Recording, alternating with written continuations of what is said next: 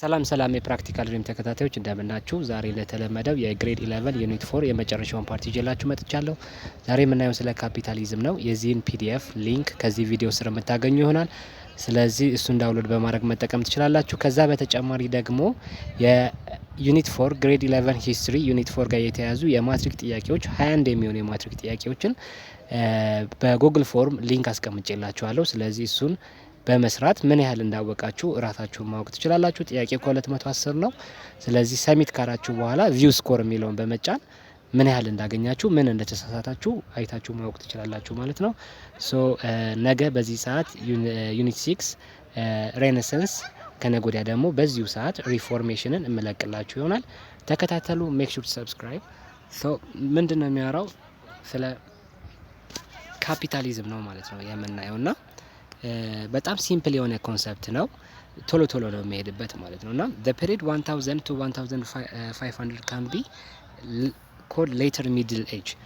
እንዳውራ ነው ሚድል ኤጅ የሚባለው ከ500 እስከ 1500 ባለው ጊዜ ነው። ስለዚህ ከ500 እስከ 1000 የነበረው early middle age ሲሆን አሁን እዚህ ጋር ግን የምታዩት ከ1000 እስከ 1500 ያለው later middle age ወይም ደግሞ የኋለኛው middle age ማለት ነውና in this period European economy expanded። በዚህ ጊዜ የአውሮፓ ኢኮኖሚ በጣም ኤክስፓንድ አድርጎ ነበር። There were some decline in the 14th century resulting from war and plague.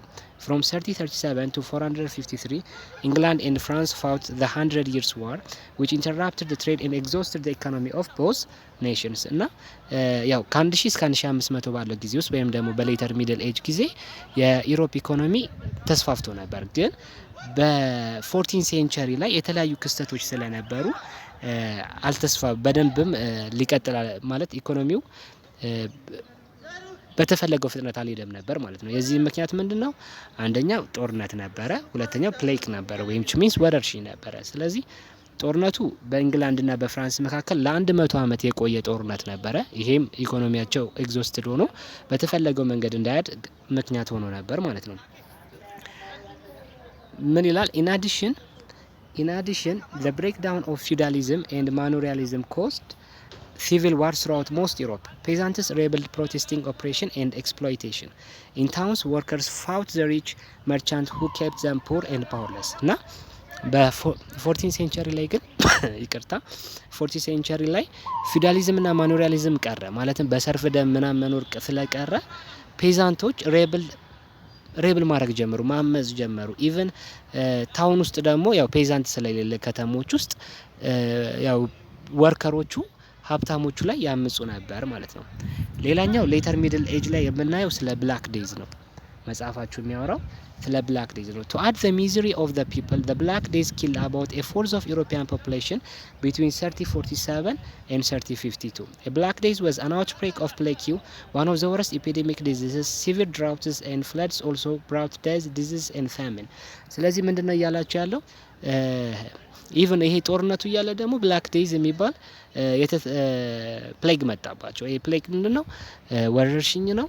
በጣም ብዙ ሰውን የአውሮፓ ውስጥ በጣም ብዙ ሰውን የገደለ ነው። from 1/4 of the Europe populationን የጨረሰ ነው። ማለትም ከአራት ሰው አንዱን ሰው ይሄ ወረርሽኝ ገሎት ነበርና በጣም ኃይለኛ የሆነ ፕሌግ ነበር። በጣም ብዙ ሰውን እንዲጣፋ አድርጓል ማለት ነውና ምን ይላል?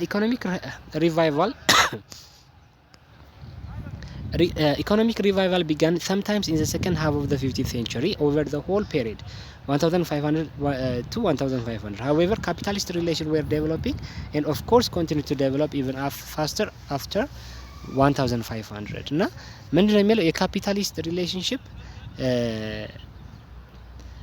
ከ1000 በሌተር ሚድል ኤጅ ጊዜ ከ1000 እስከ 1500 ባለው ጊዜ ውስጥ የካፒታሊዝም የሚመስሉ ምልክቶች ነበሩ ማለት ነው። እየታየ ነበረ። ግን ሞር ያደገው ያው ከ1500 በኋላ በሞደርን ኤጅ ጊዜ ነው ካፒታሊዝም አሁን እስካለንበት ድረስ በደንብ የተስፋፋው ማለት ነው። ስለዚህ በሚድል ኤጅ ከ1000 በተለይ ደግሞ በሌተር ሚድል ኤጅ ከ1000 እስከ 1500 ባለው ጊዜ ውስጥ የካፒታሊዝም ምልክቶች እየታዩ ነበር ማለት ነው። ከዛ እዚህ ጋር መጽሐፋችሁ ልክ እንደ ሲቪክ አክት ያደርጋል። እንደ ሲቪክ መጽሐፍ አክት ያደርግና ኢምፖርታንት ካራክተሪስቲክ ኦፍ ካፒታሊስት ኢኮኖሚ፣ የካፒታሊስት ኢኮኖሚ ካራክተሪስቲኩ ምንድነው? ካፒታሊዝም የሚባለው አንድ ኢኮኖሚ በዛ ጊዜ ወይም በሚድል ኤጅ ጊዜ የነበረው ካፒታሊዝም ምን ነገሮች ነበሩት የሚለውን ነው የሚያሳያቸው። አንደኛው In capitalism, land is absolute private property and able to be bought and sold just like any other commodity እና ምንድነው የሚለው በካፒታሊዝም ጊዜ ያው መሬት ማለት ልክ እንደ ማንኛውም የግለሰብ ሀብት ነው፣ በቀላሉ መሸጥም መገዛትም ይችላል ነው የሚለው። ሁለተኛ ሌንዲንግ መኒ አት ኢንተረስት፣ ገንዘብም ካፒታሊዝም ላይ ገንዘብ ስታበድሩ በምንድነው በወለድ ወይም በኢንተረስት ነው። እንደገና የማርኬት ኢኮኖሚ which goods of all kinds are produced for sale፣ የማርኬት ኢኮኖሚ ነው ማለትም ሰው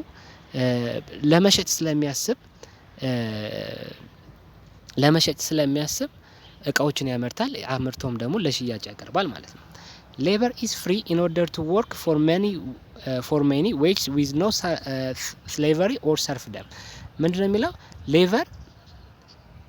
labor is free in order to work for many wage with no slavery or serfdom። ስለዚህ በካፒታሊዝም በሌተር ሚድል ኤጅ ጊዜም ካፒታሊዝም እየተጀመረ ሲመጣ ታውኖች እያደጉ ሲመጡ ስሌቨሪ የሚባለው ኮንሰፕት ሰርፍደም የሚባለው ኮንሰፕት ትክክል እንዳልሆነ ሰው እያወቀ ሲመጣ የሚሰራው ገንዘብ ለማግኘት እንጂ ማንንም ፈርቶ ወይም ደግሞ ከማንም ጥበቃ ለማግኘት ብሎ አይደለም።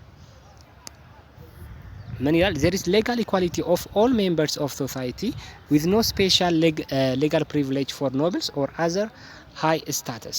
እና የካፒታሊዝም ካፒታሊዝም ሲኖር ያው እንደሚታወቀው ሁሉም ሰው እኩል ነው፣ ከመኮንን ዘር ነው እሱ የእንትና ዘር ነው የሚባል ነገር አይኖርም ማለት ነው። ሁሉም ሰው እኩል ነው፣ መስራት ነው አድቨርታይዝ የሚደረገው።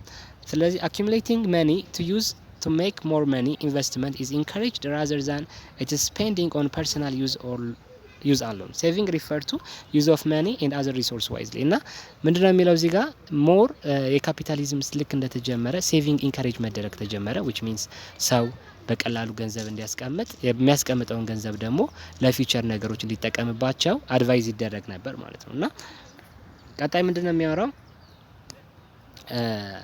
As trade increased and towns grew, a new economic and social class which consists of merchants, shopkeepers and bankers and professional men evolved in the later middle ages in Europe። እና ንግድ እየተስፋፋ በመጣ ቁጥር ያው እንደዚህ ጋር መታቸው ነጋዴዎች፣ ሾፕ ኪፐሮች፣ ባንከሮች እየመጡ ማለት ነው። እና ያው ከዚህ በፊት ስለ ታውኖች ስናወራ የነበረው ነገር ነውና ይህ ሲባል ግን ምንድነው እዚህ ጋር መጻፋችሁ የሚለው legal equality of all citizens did not come in the most Europe until after the French Revolution of 1789።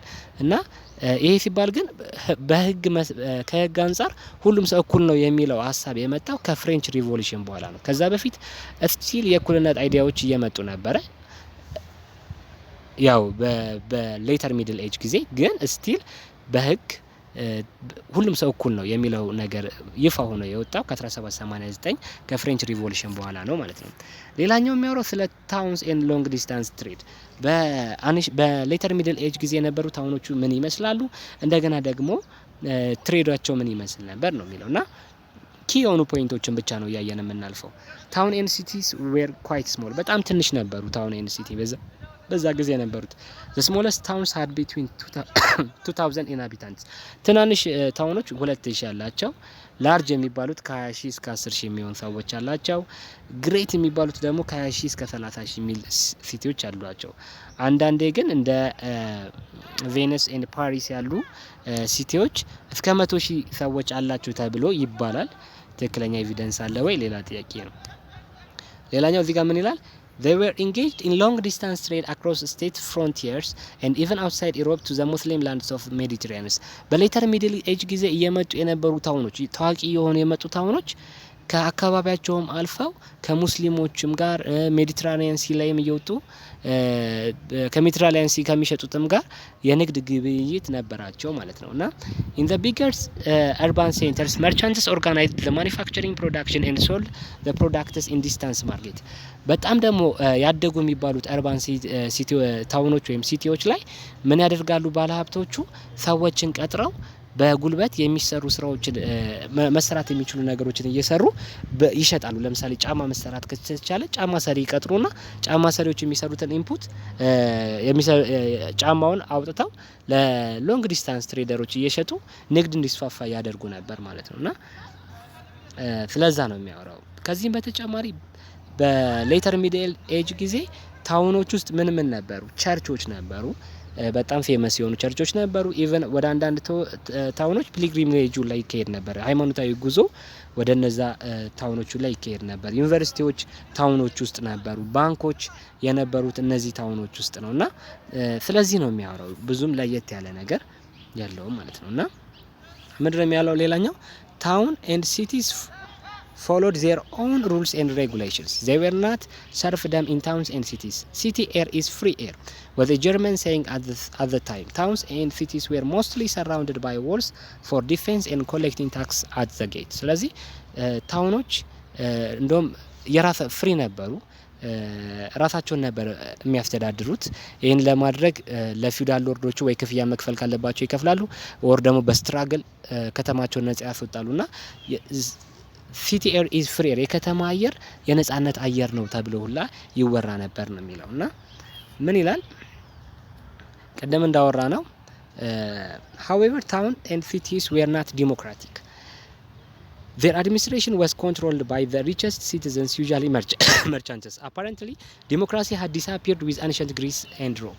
ቀደም አንድ ነገር እንድታውቁልኝ የሚፈልገው በአምስተኛው ክፍለ ዘመን የሮም ሲቪላይዜሽን ሲያልቅ ዲሞክራሲ የሚባለው ነገር የዛኔ ነው ያቆመው። ከዛ በኋላ ሚድል ኤጅ ከ500 እስከ 1500 ባለው ጊዜ ውስጥ የዲሞክራሲ አይዲያ እንትን አላለም። ሬኔሳንስም እኮ የመጣው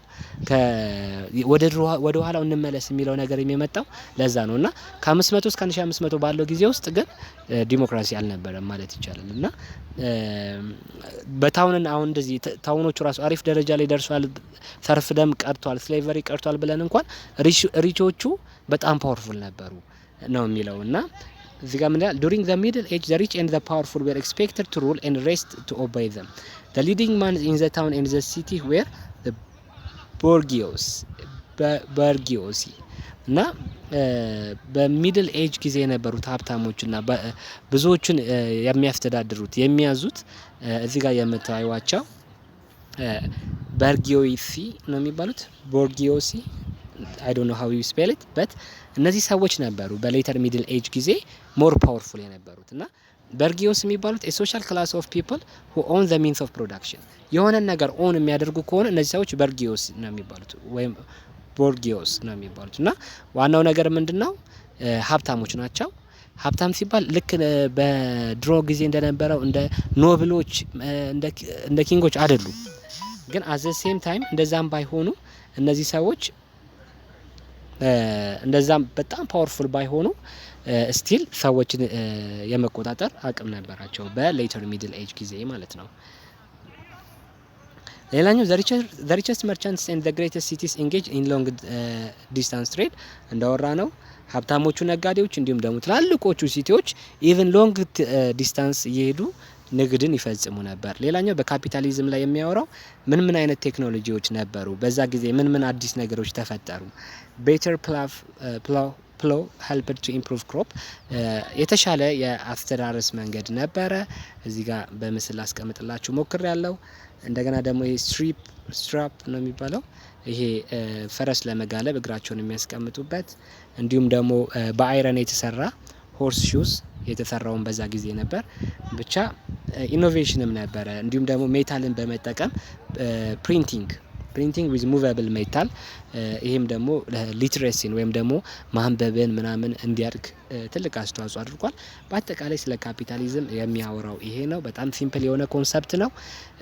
እንደነገርኳችሁ የዚህም ፒዲኤፍ ከዚህ ቪዲዮ ስር በሊንክ አስቀምጥላችኋለሁ። በተጨማሪም 21 የሚሆኑ የማትሪክ ጥያቄዎች ይቅርታ ኤኒዌይ ጥያቄዎቹን ስሩ፣ ራሳችሁን አሰስ አድርጉ። ነገና ከነገ ወዲያ ሪፎርሜሽን ኤንድ ሬኔሳንስ ይለቀቃል። መልካም ጊዜ። ባይ ባይ።